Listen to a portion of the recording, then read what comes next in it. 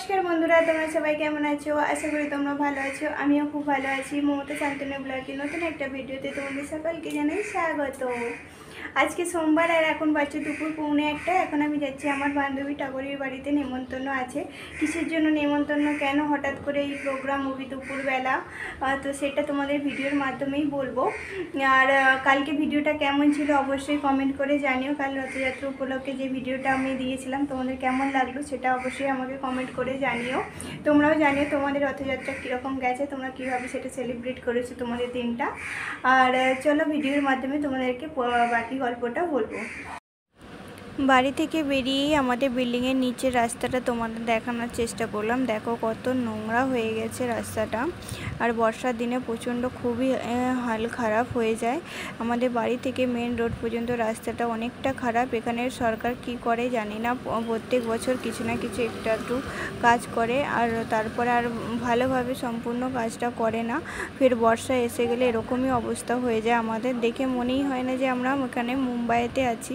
এরকম অবস্থা তো আমাদের দেশে বাড়ির গ্রামের রাস্তাও নেই। গ্রামের রাস্তাতেও প্রতিটা রাস্তা এখন ঢালাই হয়ে গেছে, কিন্তু এখানে দেখো মুম্বাইতে এরকম অবস্থা কাউকে বললে নিজেদেরকেই লজ্জা পাবে। আগে রাস্তা এরকম ছিল না, কিন্তু যতটা দিন যাচ্ছে যেন মনে হচ্ছে উন্নতি হওয়ার জায়গায় অবনতি এই জায়গায় বেশি হচ্ছে। এখানকার যে নগর সেবক আছে সে কোনো কাজই করে না, শুধু ভোটের সময় ভোট চাইতে চলে আসে, তাছাড়া এখানে কোনো কাজই হয় না। যাওয়ার সময় আমি ভাবলাম তোমাদের দাদা ভাইয়ের সাথে দেখা করেই যাই, ও কখন যাবে সেটাও জিজ্ঞাসা করিনি, কেন তখন বেজে গেছে দুপুর 1:30। তো আমি বললাম যে সকাল করে বন্ধ করে দাও, দিয়ে চলে এসো, তাড়াতাড়ি খাওয়া দাওয়া করে নেবো, বেশি লেট করব না। লেট করলে আবার ফের বাড়ি আসতেও লেট হয়ে যাবে।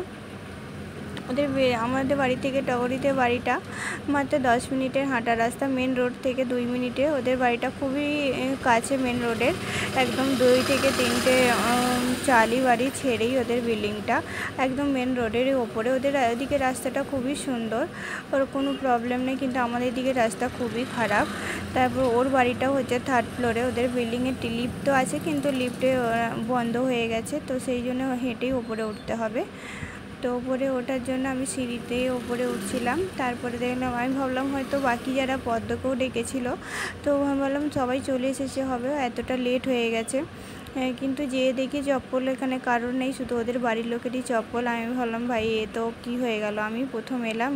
আমি ভাবলাম হয়তো এতটা লেট, সবাই চলে এসছে। বেল বাজাতে দাদা দরজা খুললো, আর তারপরে ছোট বাচ্চা আমাদের কুদু, আমরা ভালোবেসে ওকে কুদু বলে ডাকি। জামাল কুদু সংটা ওর অনেক ফেভারিট, তো যখনই কেউ বাড়িতে যায় জামাল কুদু সংটা বাজিয়ে সবাইকে শোনায় আর নাচায়, তো সেই হিসেবে আমরা সবাই তার নাম দিয়ে দিয়েছি জামাল কুদু। সে দরজাটা খুলতে ছুটতে চলে আসে, আর চলে এসে আমাকে জড়িয়ে ধরে, মানে সবাইকে খুব ভালোবাসে। বাচ্চাটা এতটাই মিশুকে না, আর এতটাই নরম আর সফট প্রকৃতির, মানে সবাই এত ভালোবাসে ওকে, এত নরম, আর কথাগুলো এত সুন্দর না, কোনো দিন তোমাদেরকেও ভিডিওর মাধ্যমে শোনানোর চেষ্টা করব।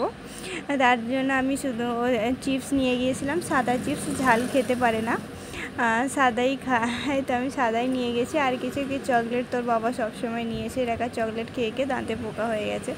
কিছুক্ষণ বসার পর তোমার দাদাভাই 2টোর পরে চলে আসে। আমি কী গো বাকি সব লোক কোথায় গেল, তাদেরকে ডেকে আনোনি?